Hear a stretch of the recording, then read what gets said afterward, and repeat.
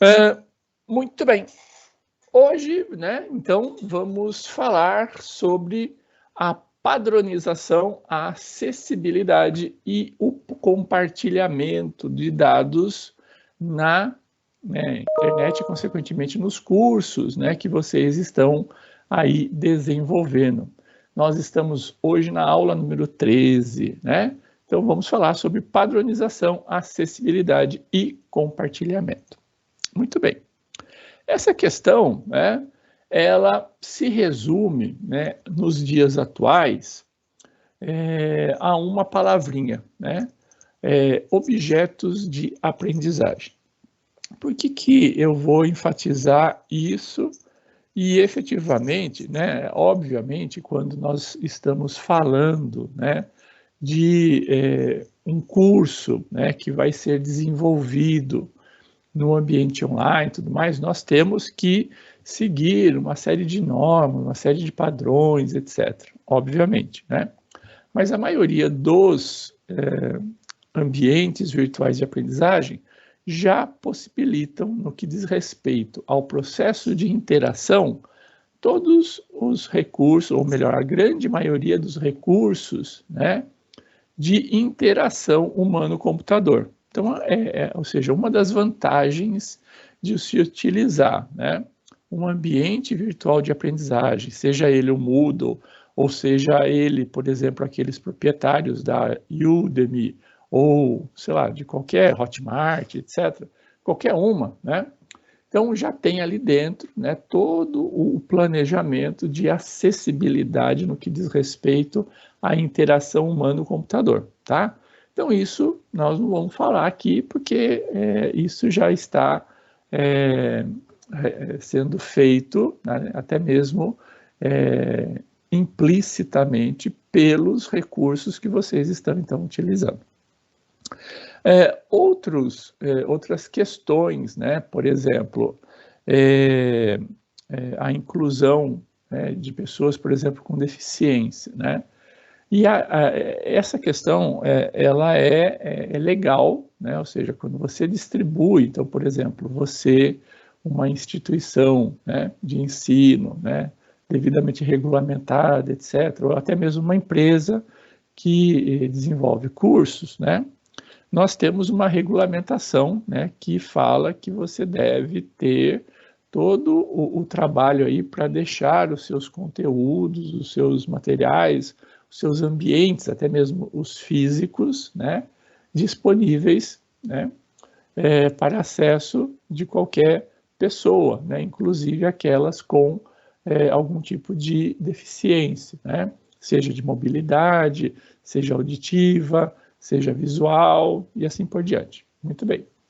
Então, quando vocês estiverem construindo, né, o seu curso, né, e essa for, né, a sua intenção, né, efetivamente de distribuir, né, esse curso de forma ampla, né, e não sofrer nenhuma sanção do que diz respeito a essa lei, porque vamos imaginar o seguinte: você vai e comercializa e não deixa explícito, né, que ele não está adaptado, né, aos deficientes físicos, auditivos, visuais, blá, blá, blá, blá. Então, pode ser que alguém, né, venha comprar o seu curso, não consiga realizar e possa te acionar judicialmente, tá bom?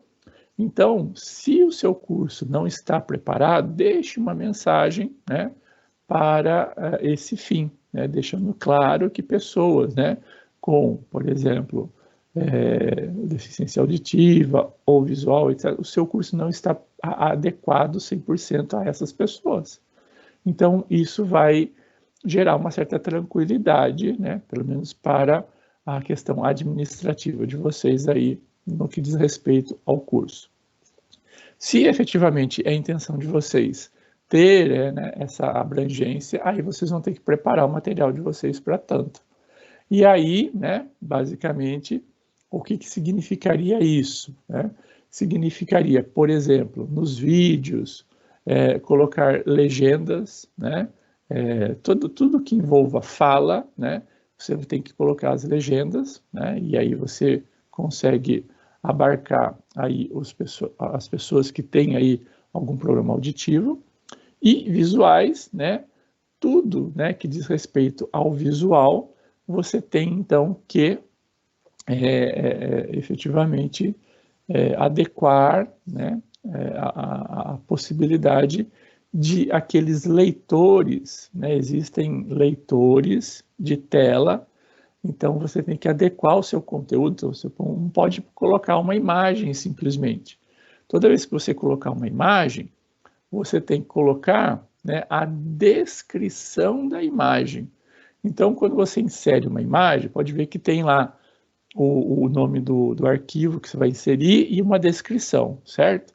Aquela descrição, ela vai servir para que estes softwares, né, de leitura de tela consigam dizer para as pessoas, por exemplo, que têm uma deficiência visual, o que é aquela imagem. Então, aquela descrição é muito importante para isso, né? E os demais recursos também, né, sejam, então, compatibilizados aí. Por que, por exemplo, empresas como a Udemy, né, elas enfatizam tanto, né, o vídeo, né? Porque no vídeo você tem, de uma certa forma, a inclusão ali, né? Necessariamente a inclusão. Você tem ali o som, né? E você tem a legenda que é gerado automaticamente, né? Por uma série de softwares aí já existentes no mercado, tá? Então, essas duas coisas, né? Ou seja, essa inclusão dupla aí é conseguida com a produção por vídeo. Então, essas empresas, elas estão também antenadas a isso e fazem, né, esse material já preparado para isso. Então, vocês também, né, quando estiverem produzindo o material de vocês, atentem-se também a isso. Muito bom. E aí, né, efetivamente, vamos imaginar que o conteúdo de vocês estejam desenvolvendo, né, o conteúdo de vocês e queiram, né, proporcionar aí, né, por exemplo, principalmente se você é uma instituição pública ou sem fins lucrativos, etc., queira, né, efetivamente compartilhar, né, este material com outras pessoas ou queira também utilizar o material de outras pessoas que efetivamente compartilharam isso, né? Como é que eu faço essa padronização? Então, eu posso, né, no nosso caso aqui, a gente não tem tempo para, por exemplo, produzir, né, materiais e aí disponibilizá-los, né, em bibliotecas, em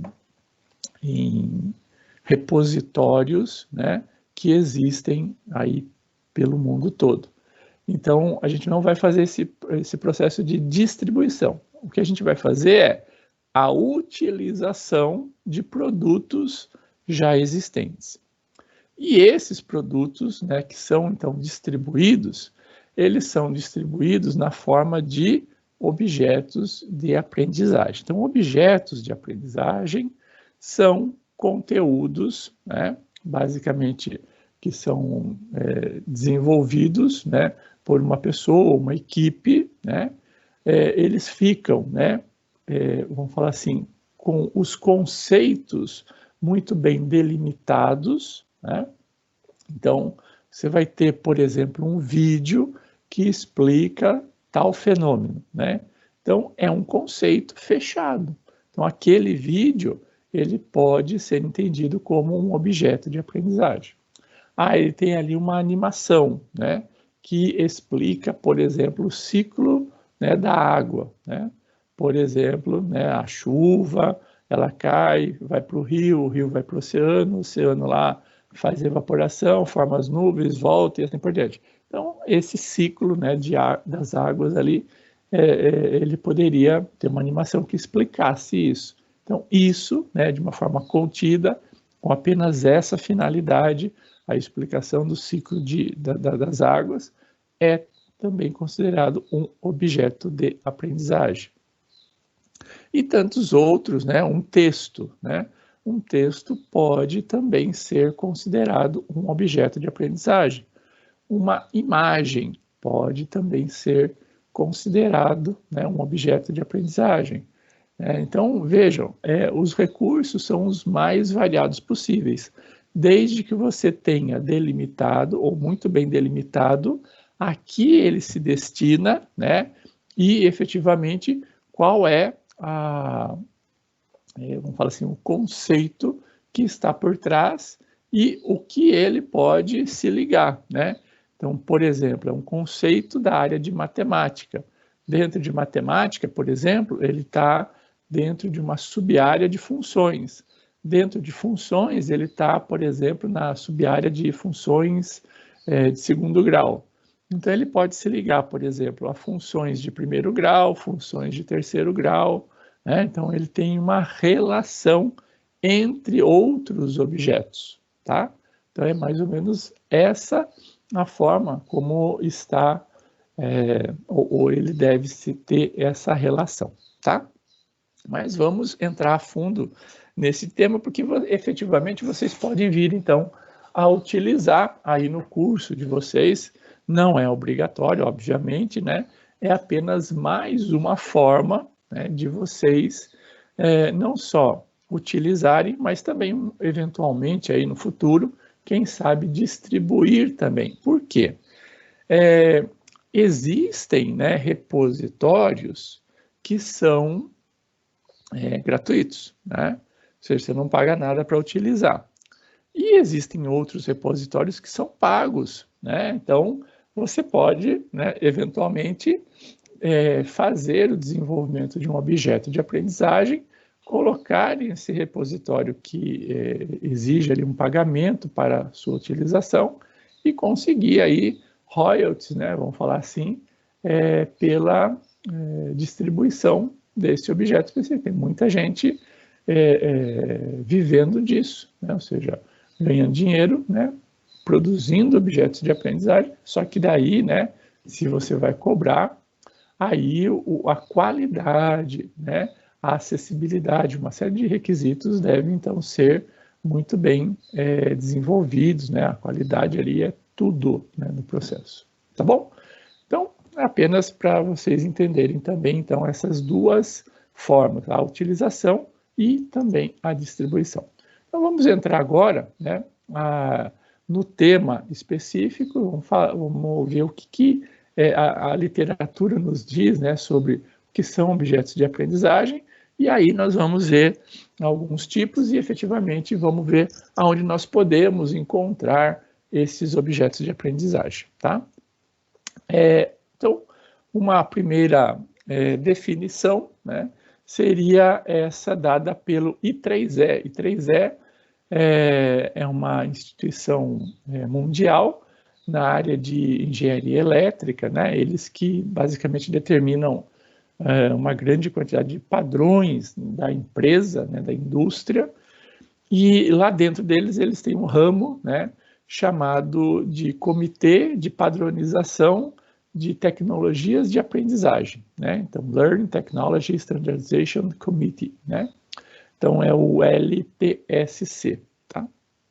E aí, eles, né, têm lá uma definição do que efetivamente é um objeto de aprendizagem, né? Então, para eles, objeto de aprendizagem são qualquer entidade digital ou não que pode ser utilizada, reutilizada ou referenciada durante o aprendizado apoiado pela tecnologia. Então, efetivamente, né, se você está promovendo um processo, né, de ensino-aprendizagem, né, que envolva tecnologia, e você utiliza ali, né, alguma entidade digital, ou seja, alguma, sei lá, um conjunto de elementos, né, que você desenvolveu, seja um texto, seja uma figura, seja qualquer elemento digital, né,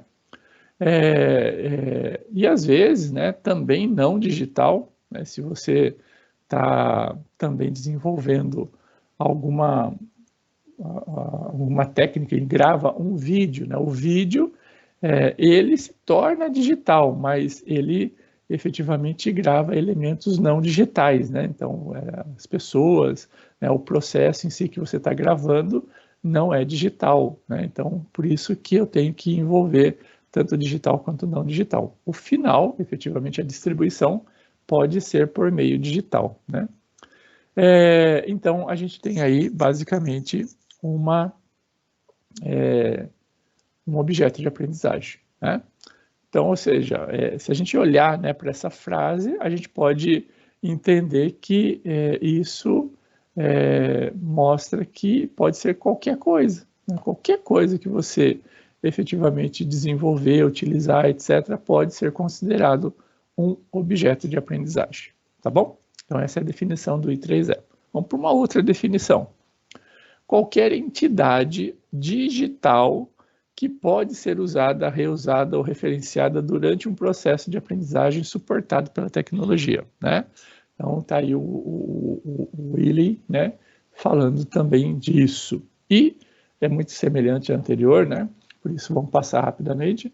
E materiais digitais, olha lá, imagens, documentos, simulações, vídeos, recursos multimídia, entre outros, né?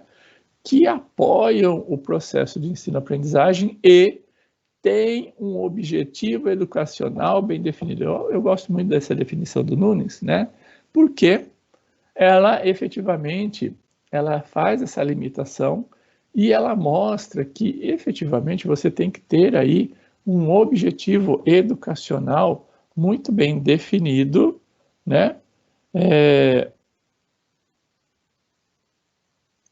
Muito bem definido para que efetivamente você consiga não só rotular, mas, por exemplo, você quer desenvolver e depois distribuir, né? Você tem que efetivamente dizer muito claramente, né? E isso existem, né, elementos daquele objeto, né?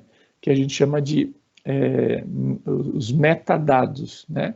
São dados que descrevem os dados, né? Então, se vocês não sabem o conceito, né, ou não lembram, né, vamos reviver aqui. Metafísica é a física que estuda a física, tá? Então, aqui no caso, metadados são os dados que descrevem os dados. Então, por exemplo, você coloca lá uma imagem, né? Quais são os metadados dessa imagem? Tem muitas, né? A gente efetivamente não sabe, mas ali a imagem, efetivamente, né?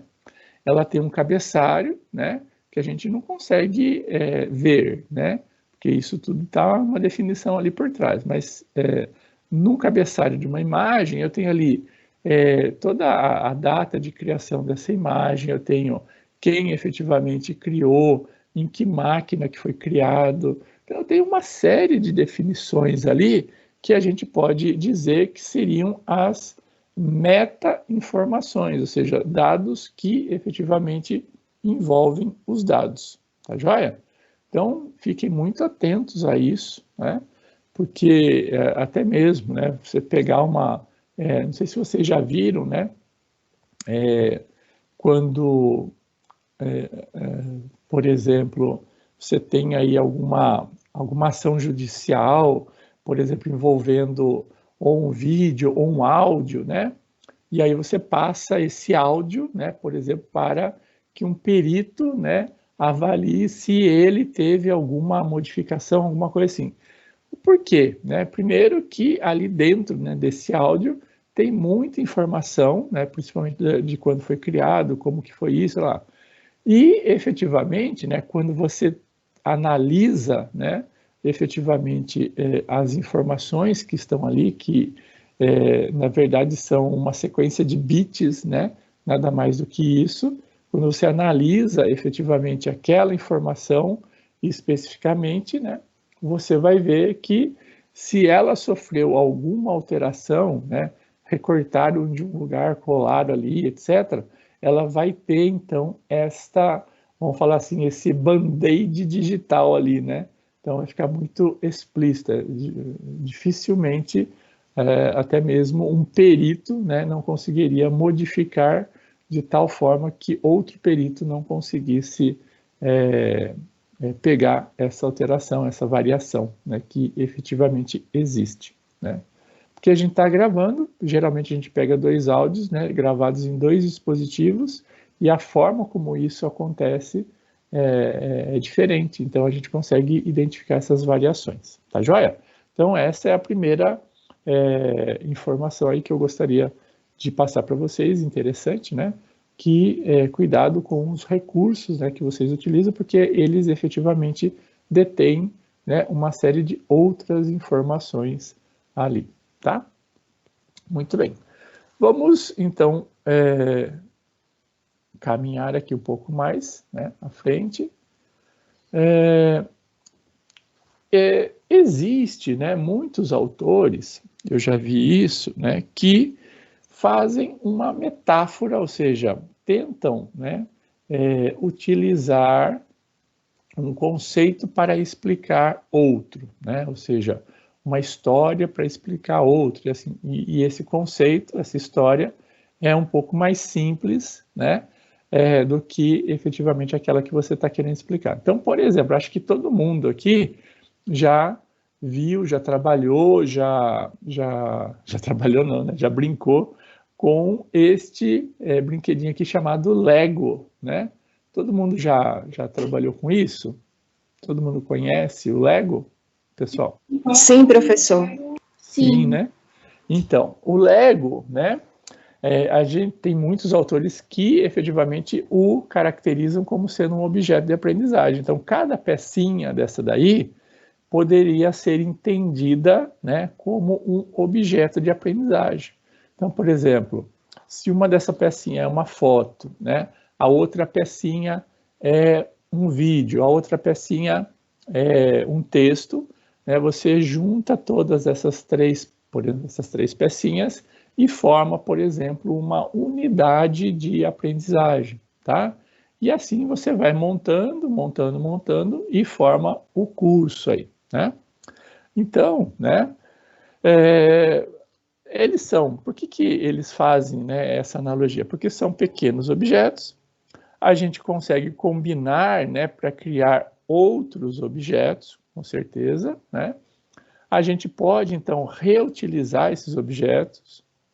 Qualquer peça de Lego pode ser combinada com qualquer outra peça de Lego, podem ser agrupadas de qualquer forma e são tão simples e divertidas que até mesmo crianças pequenas podem utilizá-las. Bom, vejam, né? Então, nessa definição, a gente começa a perceber que o Lego não é uma metáfora tão boa assim para representar os objetos de aprendizagem. Principalmente quando a gente fala o seguinte, ó, qualquer peça, deixa eu até grifar aqui para vocês, ó, qualquer peça, tá vendo aqui, ó, qualquer peça de Lego pode se combinar a qualquer outra peça. Pessoal, vocês acham que os objetos de aprendizagem que vocês efetivamente vão montar ou vão encontrar podem ser combinados com qualquer outro? Então, por exemplo, você pega lá uma simulação de física, né? Você pode combinar aquilo a um texto, por exemplo, né, literário, ou efetivamente, né, trabalhar uma equação matemática que não tem nada a ver com aquele fato especificamente, né? Vai ficar difícil, né? Então, eu não gosto muito desta metáfora, né? E efetivamente eu falo aqui, ó, que existem então limitações para a utilização desta metáfora especificamente. Ó. O OA não pode ser tão simples e flexível quanto o Lego. Nem todos os objetos da natureza têm essa característica, portanto, a gente deve buscar então uma outra metáfora para a gente relacionar, né? E aí, buscando, né, uma outra metáfora que efetivamente pode, então, se encaixar melhor aí, é a metáfora dos átomos e das moléculas. Oi!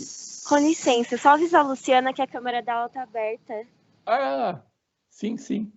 Oi, Luciana, a sua câmera está aberta. Nossa, obrigada. Não há de quê. Então... Professor. Oi.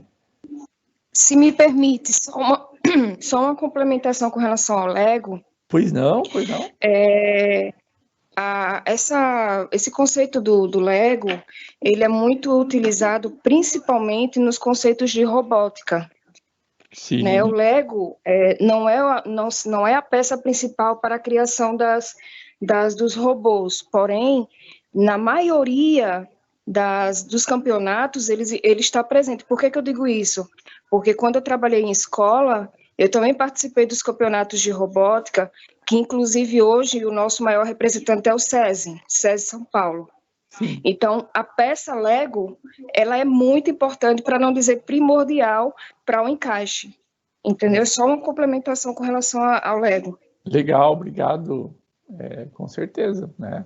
Ela é importante, mas o que eu efetivamente enfatizo aqui, né, que o objeto de aprendizagem, ele não pode, né, ser relacionado exatamente igual ao Lego, porque veja só, o Lego, ele tem uma flexibilidade, é por isso que é utilizado em robótica, muito grande, né? Você pode fazer qualquer coisa, efetivamente, com o Lego, porque qualquer peça se encaixa em qualquer outra peça, você tem ali um complemento. É lógico que, às vezes, né, você encaixando uma peça que destoa muito da outra, né, não vai fazer sentido, mas, efetivamente, ela se encaixa, né? Então, pode não fazer sentido ali. Mas a flexibilidade é muito, muito grande. E por ser tão grande, a gente não pode, né, vamos falar assim, dizer que o Lego ele tem uma boa metáfora quanto a objetos de aprendizagem, que não possuem, né, por si só, uma flexibilidade tão grande. Ou seja, é aquilo que eu estava querendo mostrar. Um objeto de matemática pode não se encaixar perfeitamente num conteúdo, né, de língua portuguesa ou efetivamente de física. De física até tem uma relação ali, né, dependendo, né? Mas você tem que ter, basicamente, uma ramificação, né, de conceitual ali para efetivamente você conseguir encaixar os objetos, né? Então, os objetos, eles são preparados para determinados contextos, né? E é por isso, né, que ainda essa área, né, pelo menos na área de educação, né, é uma área ainda borbulhante, né, de pesquisa, que efetivamente, quando conseguirem trabalhar isso adequadamente, ou seja, as empresas conseguirem trabalhar isso adequadamente, a gente não vai ter efetivamente, né, ou melhor, todo o conteúdo, né, que hoje nós temos disponível na internet, ele poderá ser classificado e efetivamente acessado de maneira, vamos falar assim, linear, né, ou não, né, pelas pessoas. O que eu quero dizer com isso? Que a aprendizagem daí vai estar disponível na rede para todas as pessoas, né? Então, você quer aprender, hoje já está quase assim, né? Mas ainda não está dessa forma. Então, você não tem ainda uma linearidade, né? Ou seja, um fio, né, fazendo a ligação de tudo ainda, né? Mas já tem uma grande parte ali sendo, né, concatenada, e você consegue, né, muitas vezes ter a solução do seu problema, né, na rede tranquilamente, né? Então a gente vai chegar a isso. Então é por isso que eu digo que existe uma limitação da metáfora Lego, tá? E aí uma metáfora que pode se encaixar melhor é a metáfora dos átomos e das moléculas, né? Então, só para a gente recapitular aí, né? Os átomos, né, basicamente são os componentes básicos das moléculas e da matéria como um todo. São compostos de partículas menores, né, no mínimo, né, os prótons, nêutrons e elétrons, mas a gente já sabe que existem muitas outras, né, vamos falar assim, partículas componentes deles, né, subatômicas aqui, podem ser combinados para formar moléculas, né? Ou seja, eles podem ser combinados. E as moléculas em si, né, é um conjunto de 2 ou mais átomos, né, como uma única partícula, menor parte de uma substância ainda, né, que seja aquela substância, e possui características diferentes dos átomos que as compõem. Então, por que ela é melhor? Porque nem todo átomo se combina com outro átomo. Não é assim que acontece nos objetos de aprendizagem? Eu não consigo combinar, por exemplo, um de história, né, civil americana com um de, sei lá, física quântica, né? Ou essa combinação não dá muita liga, né? Então, eu não consigo fazer isso. A mesma coisa, eu não consigo, às vezes, combinar um átomo com outro. Os átomos só podem ser combinados em certas estruturas pré-determinadas por suas próprias estruturas internas. Então, se eu tenho lá definido que é um objeto de matemática, eu só vou poder combiná-lo, né, essencialmente com objetos que tenham, né, esta mesma propriedade. Eu tenho que ter algum treinamento, né, para efetivamente poder combinar esses átomos, ou seja, eu tenho que entender um pouco mais sobre a rede, sobre o compartilhamento, sobre os objetos de aprendizagem e efetivamente a matéria em si, para poder combinar. E as moléculas em si, né, têm propriedades diferentes dos átomos, ou seja, depois que você combina aquela estrutura, né, ela fica diferente das partes. Então, o todo, né, é diferente das partes, dependendo da forma como você estruturou, da forma como você combinou. Então, por exemplo, eu posso utilizar uma função de primeiro grau, né, tanto no conteúdo, por exemplo, de matemática financeira, quanto no conteúdo de física quântica, né? Ou seja, veja que as duas coisas vão fazer, então, parte, né? Ou seja, é um objeto pequeno, né, uma pecinha, que eu vou encaixar nos dois, vamos falar assim, elementos maiores, que seriam aqui, no caso, as moléculas, né? Só que uma molécula é totalmente diferente, né? Então, uma coisa é o conteúdo lá de física quântica e o outro lá é o conteúdo de matemática financeira. São duas coisas diferentes, dois públicos diferentes. É mais ou menos, né, a ideia da água, né, ou o carbono, né, se ligando, né, a uma liga metálica, o aço, e o carbono se ligando, por exemplo, ao grafite, né, por exemplo, né, para escrever. São duas estruturas completamente diferentes, né, que efetivamente têm em si uma mesma peça construtora, ou um mesmo elemento, né, dos vários elementos, um elemento comum, né, de construção, que seria o carbono, no caso aí, né?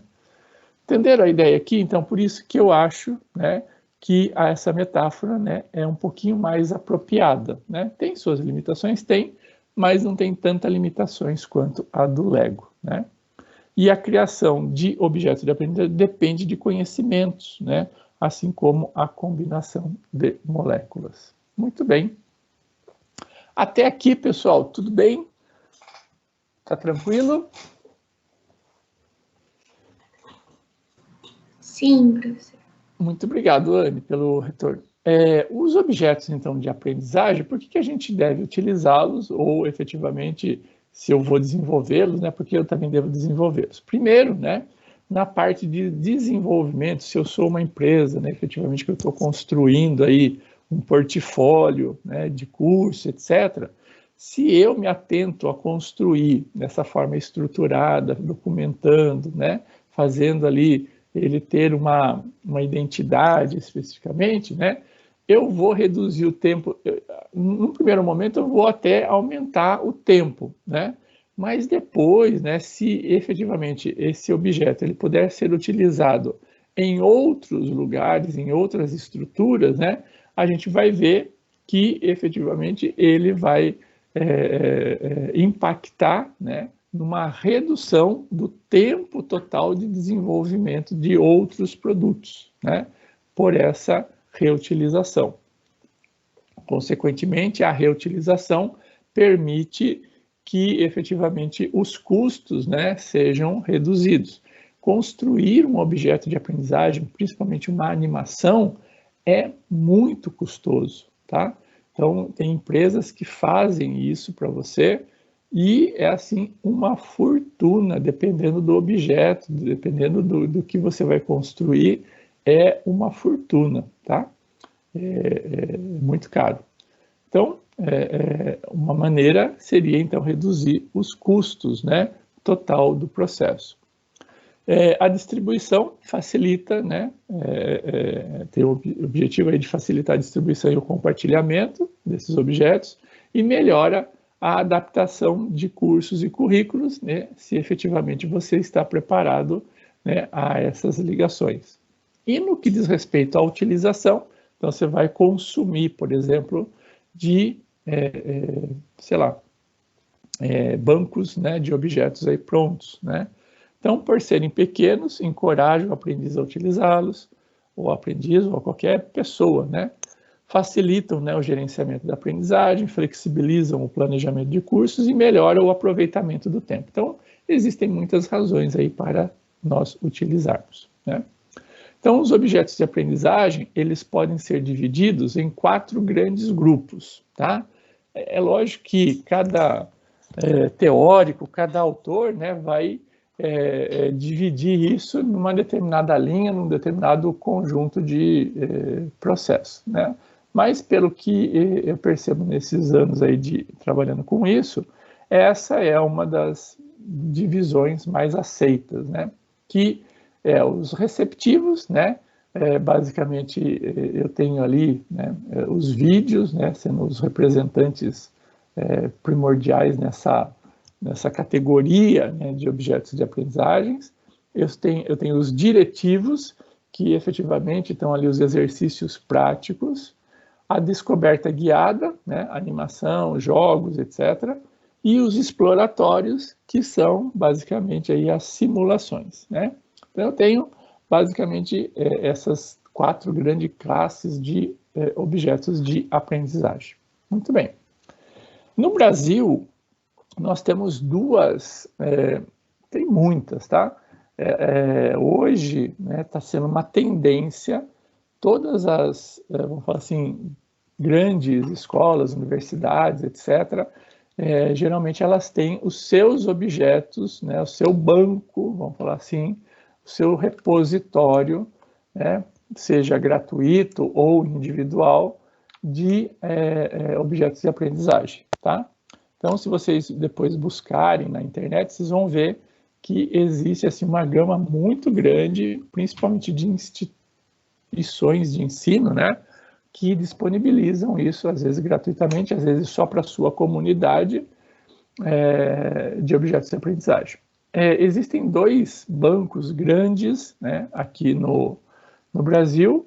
Um é mantido pela Universidade de Educação da USP, né, que é o LabVirt, e o outro, né, ele era mantido pelo governo federal, né, pelo MEC. E aí parece que, não sei, não houve interesse e saiu do MEC, e aí algumas instituições públicas, né, federais, pegaram isso para gerenciar. Pelo que eu vi, né, a Universidade Federal do Rio de Janeiro, né, ela ainda mantém esse projeto efetivamente lá disponível, né, para todos, né. Então, a gente já vai acessar, né, um deles aqui, a gente vai ver como que nós podemos utilizar os objetos, tá? Um grande problema que está acontecendo é o seguinte, principalmente no que diz respeito a simulações, a grande maioria das simulações, etc., foram realizadas em um software, né, chamado Flash, né? Não sei se vocês já ouviram falar, mas o que acontece, né, com o advento do HTML5, né, efetivamente o Flash, né, ele passou a ser um produto desatualizado, ou seja, que efetivamente não tinha mais razão de ser utilizado. Você poderia desenvolver tudo em HTML5 mesmo.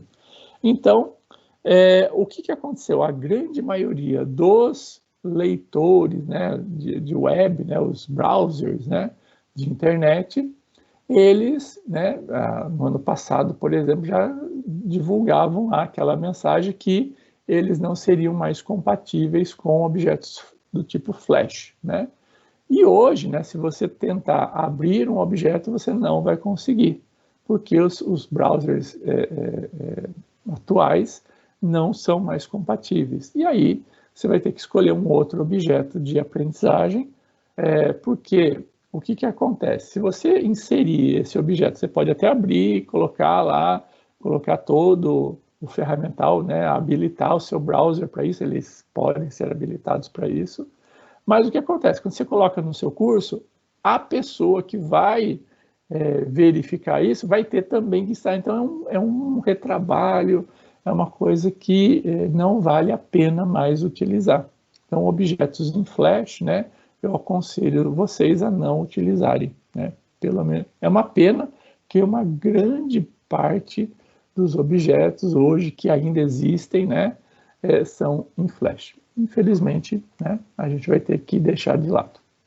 E além desses dois, né, grandes repositórios, nós temos repositórios, né, mundiais, internacionais aí. Eu me lembro que desde a década de 90, se eu não me engano, no comecinho de 2000, né, existe, né, uma instituição, eu não sei se é Stanford que está por trás, eu não tenho certeza, tá? Mas eles estão por trás de um grande projeto, né, de distribuição de objetos de aprendizagem, e eles, né, chamaram este repositório, né, de Merlot, exatamente igual ao nome da uva, né, uva Merlot. Então é www.merlot, né, merlot.org, tá aí o primeiro link ali, tá? Merlot.org. Então lá existe, desde 2000, gente, é uma coisa assim absurda o que tem de objetos de aprendizagem, só que são basicamente, né, essencialmente em língua inglesa, né? Tem várias línguas, mas essencialmente em língua inglesa, né? Mas alguns objetos são bem interessantes, né, que são simulações e efetivamente você pode utilizá-los sem problema nenhum. É um bom lugar para se começar. Tem o portal do professor do MEC, tem o IME da Unicamp, né? M3, né, do Instituto de Matemática e Estatística da Unicamp. Eles distribuem ali objetos na área de matemática. A Universidade Federal Fluminense também tem, na parte de matemática, alguma coisa. Tem o Só Matemática. E aí, a partir desse 1, 2, 3, 4, 5, do link número 6 ali, são internacionais, né? Então, esses outros aí eu deixo para vocês depois pesquisarem, né? Se eventualmente vocês precisam aí de um ou outro objeto, seria legal, né, já não desenvolver, utilizar algo que já existe pronto, tá? Então, para a gente fechar aqui, vamos acessar uma base de dados, né? Vamos acessar, por exemplo, o projeto aqui, descartar. Vamos acessar o projeto aqui, Reved, que no Brasil, se não me falha a memória, eu acho que é o maior que existe, tá? Ainda, né? Deixa eu ver. E aqui tá? Então, deixa eu aumentar aqui um pouquinho, ó, o tamanho. Então, o Reved, né? Então, ele ainda, né, tá ligado, veja, a Secretaria de Educação à Distância do Ministério da Educação. Então, aqui dentro, né, eu tenho, basicamente, ele é muito, muito destinado, né, ao ensino fundamental, né, e médio. Tem alguma coisa, né, também para o ensino superior, mas, essencialmente, né, ele está distribuído aqui, ó, nessas áreas aqui, ó, ciências, biologia, física, matemática, química, português, história, artes e geografia, tá? E aí, né, como é que você pode fazer a pesquisa? Você escolhe aqui, por exemplo, o nível, né? Escolhe aqui a área de conhecimento, né? Ou então você pega aqui uma palavra-chave, né? Por exemplo, vamos imaginar aqui, ó, gestão, tá? Gestão. ele efetivamente trariam todos os objetos na área de gestão. Na verdade, ele não conseguiu achar absolutamente nada, né? Não está funcionando o link aqui. Ensino superior, palavra-chave, gestão, não tem nada. Vamos ver, administração. Também não tem nada, né? Então, efetivamente, a gente poderia explorar aqui. Então, vamos imaginar, né, se a gente tivesse, né, esse objeto aqui, ó. Então, o que acontece? Ele tem lá o guia do professor, né? Tem a parte para você fazer o download, a forma como você vai visualizar ele, detalhar e comentar alguma coisa. Então, por exemplo, ele é destinado à primeira série do ensino médio, né? Ele trabalha a ideia de ângulos e giros. Vamos visualizar. Então, está aqui, ó, o objeto, ângulos e giros, né? Então, você clica aqui, ó, ele vai aparecendo aqui. Tá vendo aqui, ó o problema, ó. Ele é feito em Flash, então não vai funcionar. O plugin não é mais compatível, então não vai funcionar. Esse é o grande problema, que a grande maioria dos objetos é feito neste plugin. Bom, esse é o IVED, né? Vamos sair daqui, vamos para o da USP. O da USP, ele é mantido com uma frequência maior, lá acho que a gente consegue. Só que lá, a gente só vai conseguir 2 áreas específicas, né? Se eu não me engano, é física e química. Olha lá, física e química, né? Então, se você quer, por exemplo, objetos de física, clica aqui em física, e aqui, efetivamente, você tem lá os objetos, né? Então, o salto dos recordes, o fugitivo, a loja de games, por exemplo, a loja de games, né? Então, está aqui, ó, né? Rafael e Horácio precisam de ajuda para controlar o gerador de energia elétrica durante um apagão e salvar a sua loja de fliperamas, né? Então, aqui a gente pode ver a simulação como é feita. Está carregando aqui. Só espero que não seja em Flash, né? Vamos ver aqui.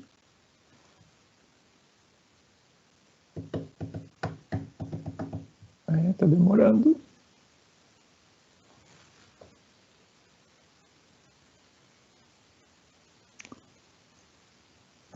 Demorando demais. Ah, veio. Ah, tá vendo? Outra aqui em Flash, tá vendo? Então não dá para a gente usar.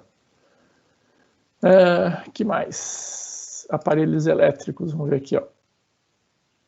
Não está disponível o acesso. Então, tem muita coisa aqui que, efetivamente, a gente não consegue lá, acessar o mundo da física. Aqui não é possível também. Então, tem muita coisa que está quebrado, né, o link quebrado.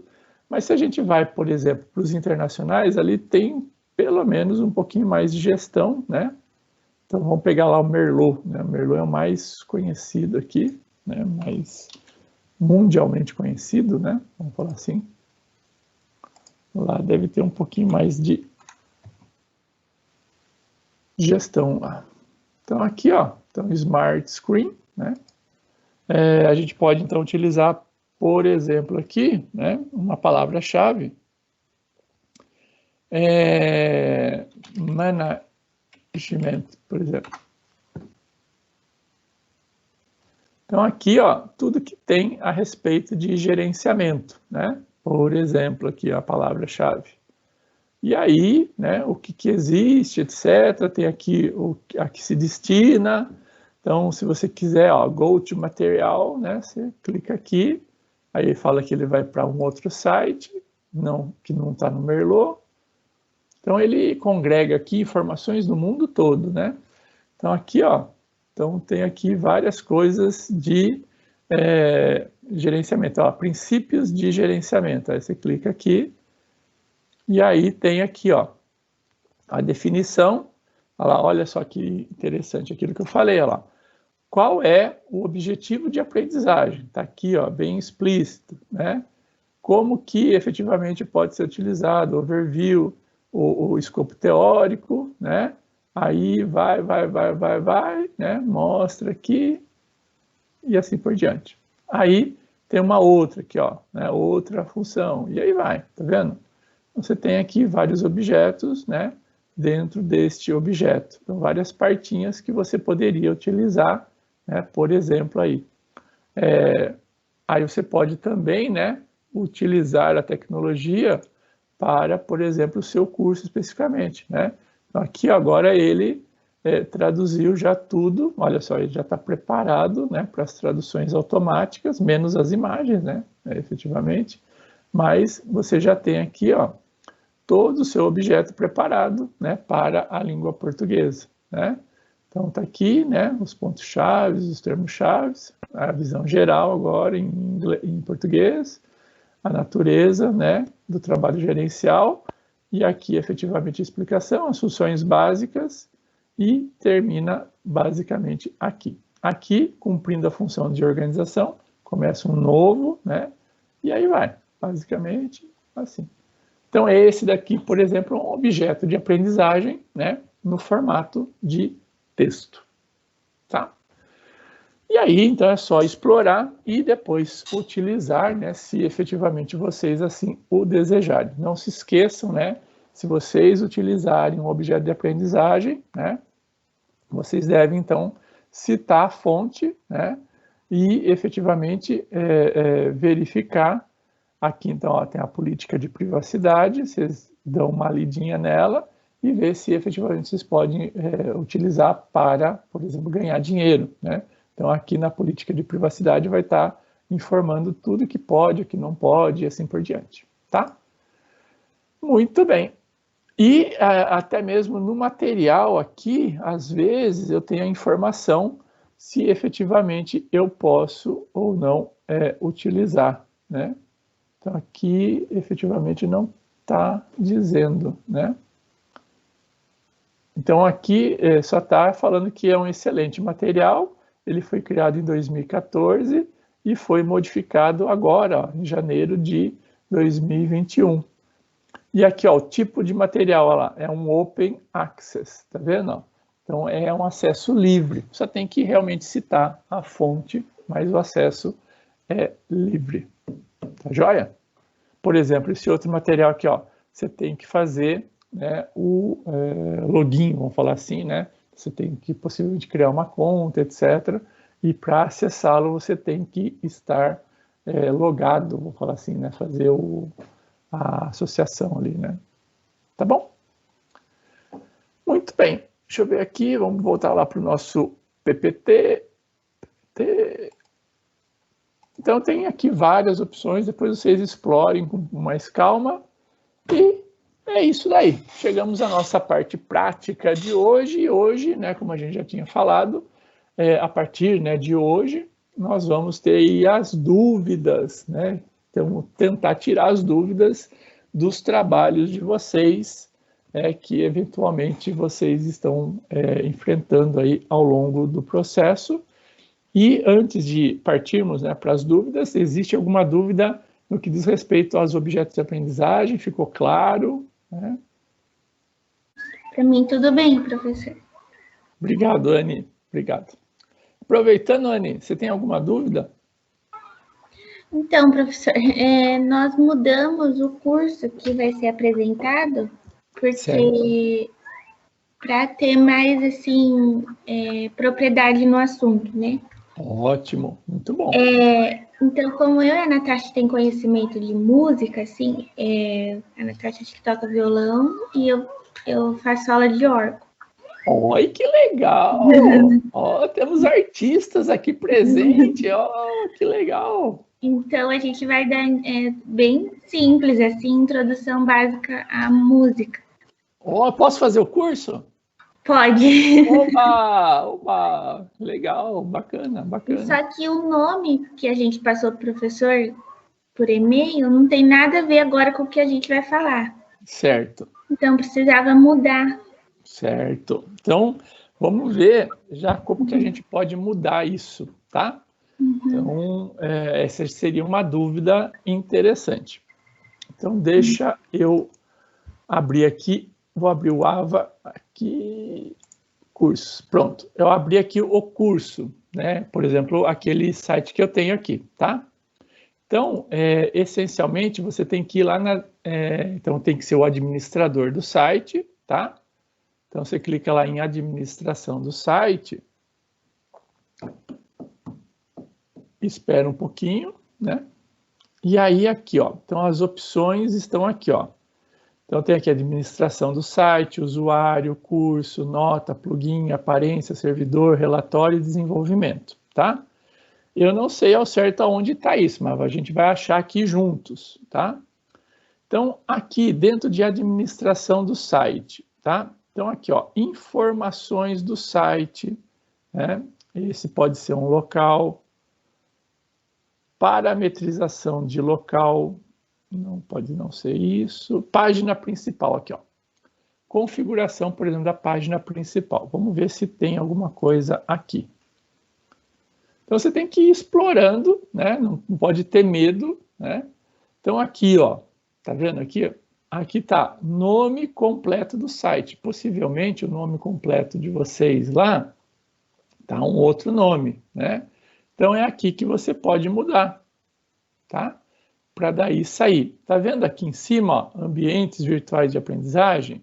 Que é, olha lá, ambientes de aprendizagem, a disciplina, né? Então, é o que aparece, né? Então, aqui você já pode mudar aqui, ó, nome breve e vamos mudar aqui, ó. Então, ambientes virtuais de aprendizagem, só vou mudar aqui, AVA, né? Vou colocar uma coisa a mais. E nome breve do site, ambientes para aprendizagem, disciplina, não sei o que, sei que lá, sei que lá. Então aqui, né, neste nome breve, eu vou colocar um pouquinho mais breve. Então, ambiente para a disciplina AVA. Pronto. Mudei, tá? Observem, né? Então aqui, ó, aqui em cima, né, tá esse ambiente, não sei, para gestão do curso, e aqui ambientes virtuais sem nada aqui na frente. Depois que eu habilitar aqui, ó, salvar mudanças, eu posso mudar outras coisas aqui, né? Cuidado apenas em coisas que vocês não saibam, né? Se tem dúvida, aí pergunta, né? Posso não mudar para profundidade de categoria? Essas coisas acho que dá para entender o que é, né? Número de avisos, comentários. Cuidado para não mudar coisas relacionadas ao servidor, senão o seu sistema pode não funcionar, tá? Agora, olha só o que aconteceu. Tá vendo aqui, ó, o título? Ele mudou e efetivamente aqui, ó, o nome do site agora passou a ser AVA. É isso que você queria, Anne? Sim, então, mudar. Então, ó, você vai dentro de administração do site, vamos só recapitular aqui o percurso, tá? Dentro de administração do site, você rola aqui para baixo, né? E aí vem aqui em página principal, configuração da página principal. Belezinha? Beleza, obrigada, professor. Nada, então essa foi a primeira dúvida de hoje. Temos aí mais algumas dúvidas, pessoal?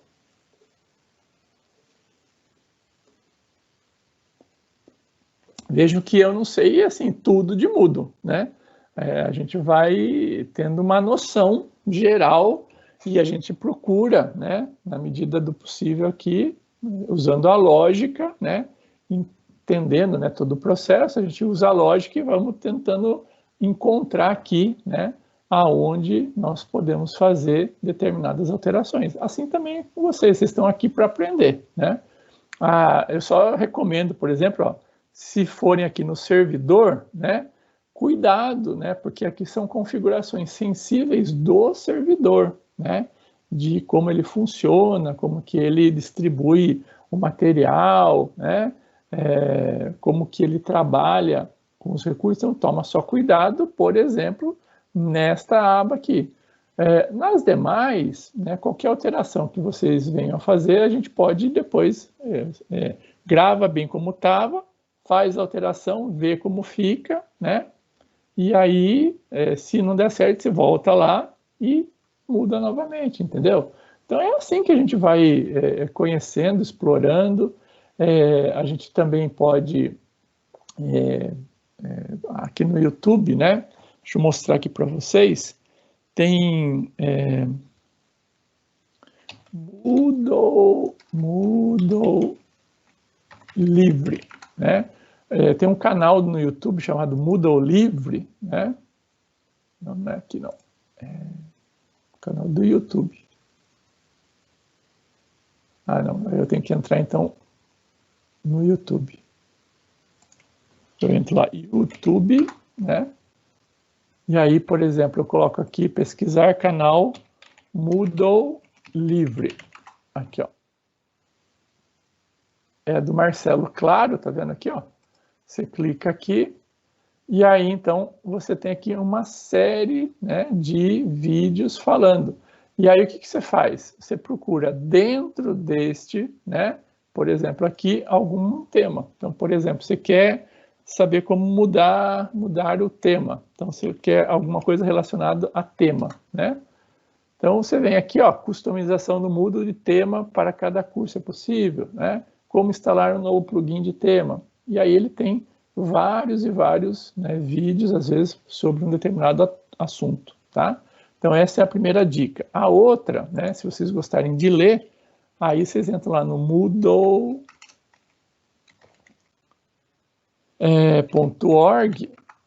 Esse daqui é o repositório, né, de dados oficial do Moodle, tá? Então, aqui você tem lá, documentation, lá. E aí você pode, por exemplo, aqui já está em português, né? Então, você pode, por exemplo, aqui, entrar em documentations, aqui, ó, documentações. E aí, efetivamente, você pode, então, procurar efetivamente o que você quer, né, aqui, né, nessa documentação. E aí Browser Feature, Teacher Quick Guide, por exemplo, lá, um guia rápido para professores, né? Ah, mas está em inglês? Gente, vem aqui, ó, clica aqui, português, ele transforma tudo em português, né? Então, é só ir, ou seja, a língua hoje em dia não é mais problema, né? Ou até para treinar o inglês, né? Lê lá em inglês, vê o que você entende, fala, putz, não entendi muito bem. Aí vai lá em português, é isso. E aí você também vai, sei lá, treinando aí o seu inglês, né? Que efetivamente hoje em dia é muito utilizado, né? A grande maioria dos materiais estão em inglês. Vamos lá, dúvidas, pessoal? Desculpa. Então é isso aí, pessoal. Muito obrigado, né? Um bom final de semana a todos e nos vemos aí na próxima sexta-feira. Um abração. Tchau, tchau.